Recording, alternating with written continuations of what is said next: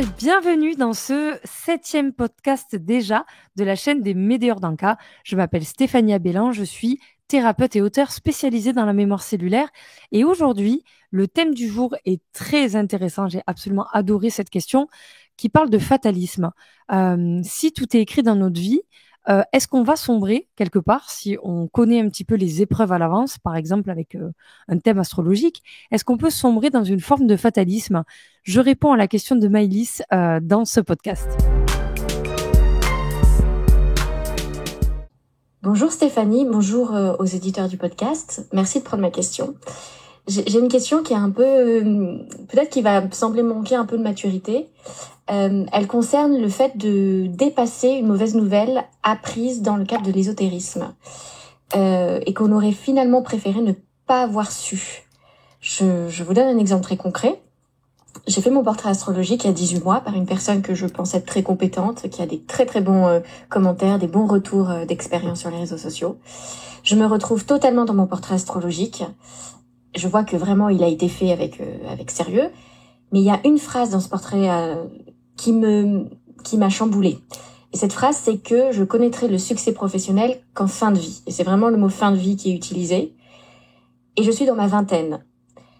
Donc l'interprétation que j'ai faite, c'est soit je connais le succès aujourd'hui et je meurs demain, soit je connais le succès dans 40 ans, en gros.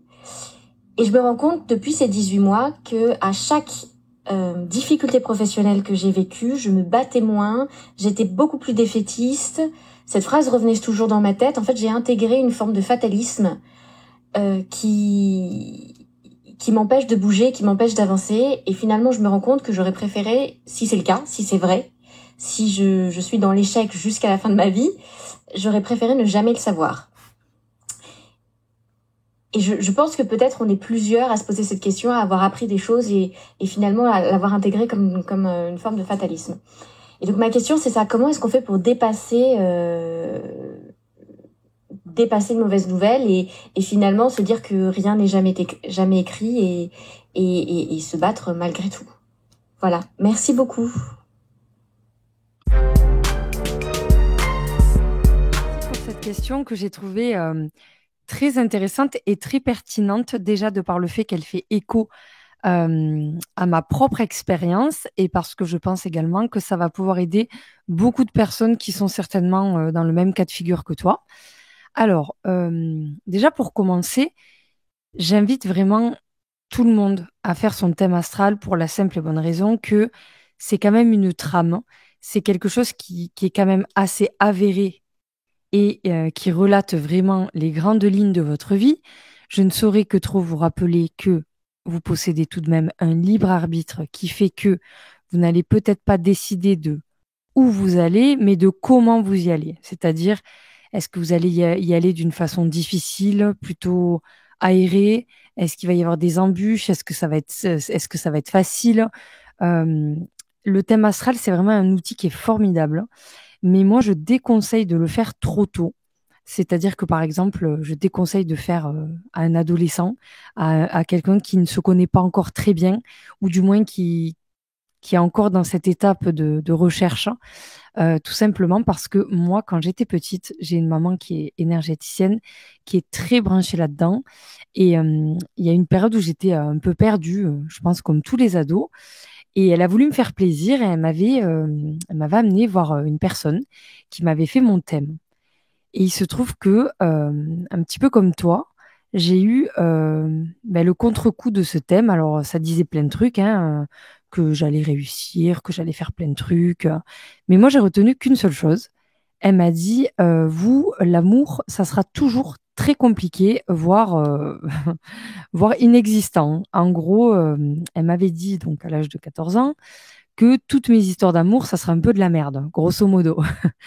Et ça m'avait hanté pendant très longtemps parce que je comprenais pas pourquoi est-ce que moi j'y arriverais pas. Et d'ailleurs, elle avait eu raison puisque c'est vrai que ma vie sentimentale est pas hyper réjouissante. Ça a toujours été un peu des relations très compliquées. Et effectivement, à 14 ans, on n'a pas envie de savoir ça parce que même si on va le passer, est-ce qu'on a envie de le passer? Est-ce que on a envie de savoir qu'on aura un cancer dans 5 ans?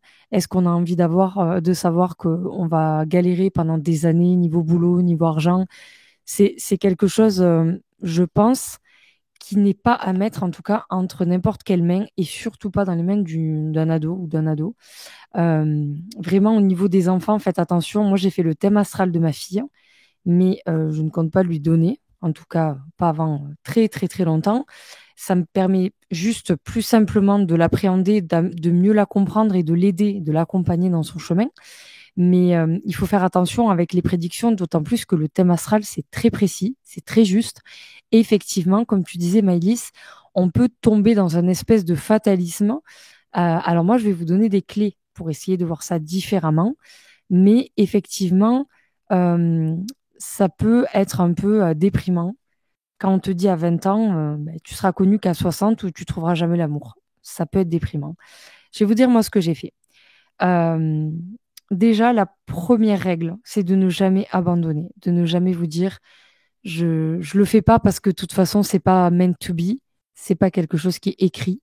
N'abandonnez jamais, tout simplement parce que il y a ce qu'on appelle, enfin ce que j'appelle la théorie de l'échelon.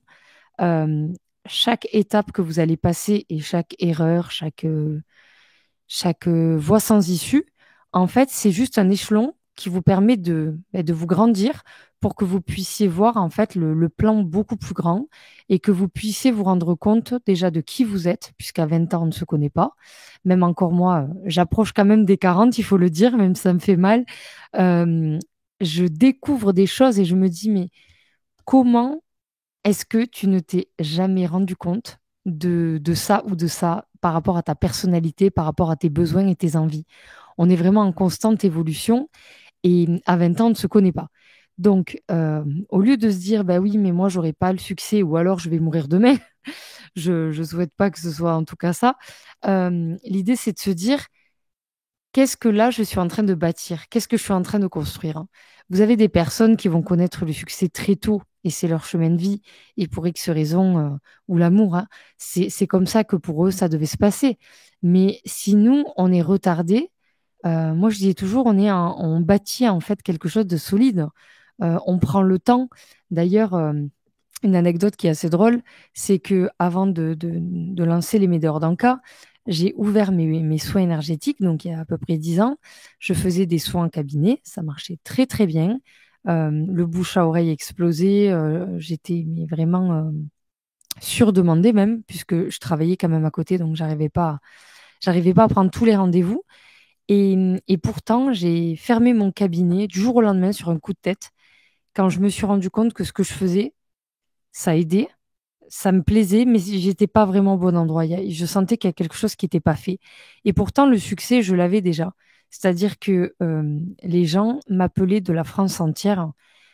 J'avais une liste d'attente d'à peu près 2 mois. Et à l'époque, en plus, il n'y avait pas les réseaux sociaux, il n'y avait pas les buzz, il y avait pas, c'était pas comme maintenant où ça va beaucoup plus vite. Il y a 10 ans, c'était vraiment le vrai bouche à oreille. C'est-à-dire que si on vous donnait pas votre numéro, votre carte, les gens vous appelaient pas. Et pourtant, malgré ce succès, c'était pas le succès que je peux connaître aujourd'hui, par exemple, et qui d'ailleurs est noté dans mon thème astral, qui disait que justement, à partir de mes 33 ans, après, ça allait exploser. Pourquoi? Parce que j'étais pas prête, hein. Déjà parce que je me connaissais pas.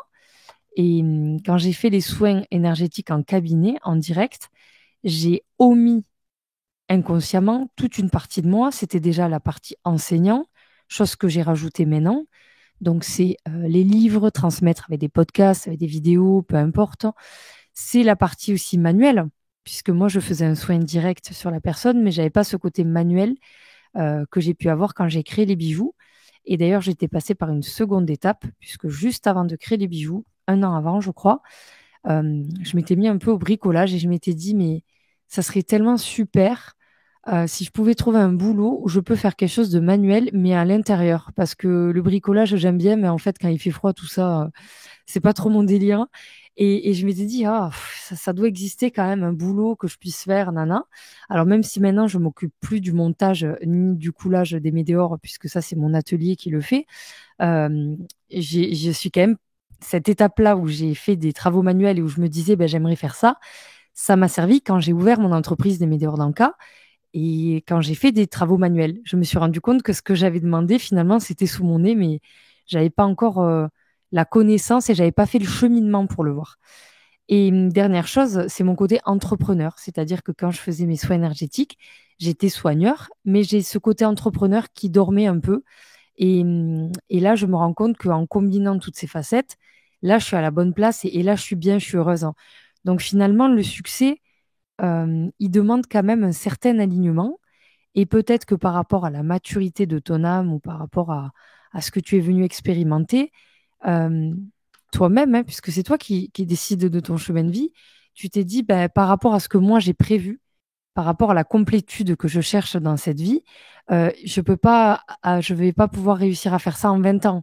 Il va falloir que j'ai 40 ans, 50 ans pour vraiment que toutes les pièces du puzzle se combinent pour vraiment que je sois complète dans ce que je cherche et dans ma vérité. Et c'est vrai qu'aujourd'hui, moi, ce que je peux dire, c'est que certes, j'avais du succès quand j'avais 25 ans, mais il n'a rien à voir avec celui que j'expérimente aujourd'hui, qui est beaucoup plus fort, qui est beaucoup plus puissant, puisque c'est un succès euh, qui découle en fait d'un alignement qui est presque, je cherche le mot, qui est presque irréel. C'est-à-dire que moi, je me lève tous les matins et presque, vous voyez, là, il est quelle heure? Il est 23 heures, je crois, et je suis là, je suis en train de travailler, mais pour moi, je suis pas en train de travailler, je fais quelque chose que j'aime et je m'éclate. Et finalement, c'était pas le cas il y a 10 ans, il y a 15 ans, quand j'ai commencé.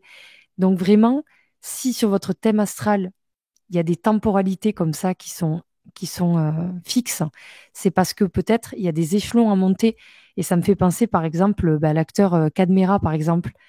Il a eu le succès dans sa jeunesse, puisque on connaissait très bien son duo, je crois que c'était KDO, avec Olivier. Et il a eu le succès, mais il a eu le vrai succès qu'à partir d'un âge où il était quand même un peu plus avancé et où il a pu expérimenter un travail d'acteur dans des rôles un peu plus sombres. Donc en fait, je pense que il y a quand même des degrés. Pour moi, le succès, tu peux l'avoir à 20 ans, mais plus tu vas ajouter des échelons et plus tu vas monter dans ton succès, plus tu vas être aligné et plus ce succès risque d'être fort. Donc il y a aussi une question d'interprétation dans ce thème. Tu peux avoir du succès, mais qui sera peut-être pas aussi fort et aussi et autant à son apogée que à tes 60 ans. Il y a aussi une dernière chose qui peut être intéressant de qui peut permettre d'ouvrir un petit peu ton champ des possibles. Si ton succès est limité, voire biaisé pendant 40 ans, ça veut dire qu'il y a forcément un autre secteur où tu peux réussir. C'est-à-dire que peut-être dans ta vie sentimentale, tu peux réussir, peut-être dans ta vie familiale, peut-être dans ton entourage amical, peut-être toi en tant que personne, tu peux évoluer. On ne te bloque pas toutes les portes à la fois. Donc si tu es concentré sur quelque chose, on te ferme une autre porte. Mais si une porte est fermée, ben, ça signifie qu'en fait, il y a d'autres opportunités que tu vas pouvoir développer ailleurs. Donc l'idée, c'est vraiment de se dire, non pas pourquoi est-ce que ça bloque, mais puisque ça bloque, moi, je vais voir ailleurs. Et c'est quelque chose que moi, je fais, c'est vraiment, je practice what I preach, comme on dit en anglais, je pratique ce que je prêche. Par exemple, moi, dans mes projets, vous savez que j'ai une ligne de vêtements qui doit ouvrir, qui a été pas mal retardée d'ailleurs. À côté, je suis parolière, j'écris des paroles de chansons, je suis entrepreneur, j'écris des livres. Enfin, j'ai vraiment, je suis multicasquette et c'est ça que j'aime aussi dans ma vie. Et dernièrement, j'ai eu pas mal d'opportunités qui se sont débloquées pour la chanson, pour écrire en tant que parolière. J'ai eu des personnes vraiment bien placées qui m'ont confirmé il y avait le talent, qu'il y avait des choses à faire et tout. Et pourtant, malgré une petite période où vraiment les choses se sont dénouées, il y a eu ensuite, depuis cet été, je crois, une période où c'est un petit peu au point mort.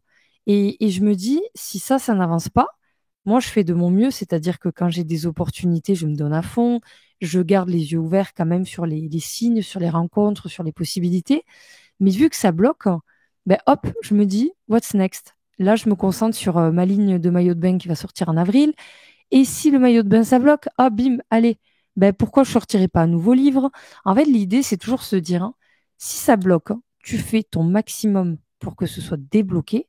Mais quand toi, tu es arrivé au bout de tout ce que tu peux offrir en termes de solutions, tu déplaces ton attention sur autre chose, ce qui fera qu'en termes d'énergie, au lieu d'être dans l'attente et dans la frustration, ce qui va amener de façon quantique dans ta réalité d'autant plus d'attente et de frustration, tu vas te déplacer, tu vas être dans une énergie de nouveauté, de plaisir, du coup, dans ce que tu fais, d'excitation. Et du coup, ça va débloquer les choses.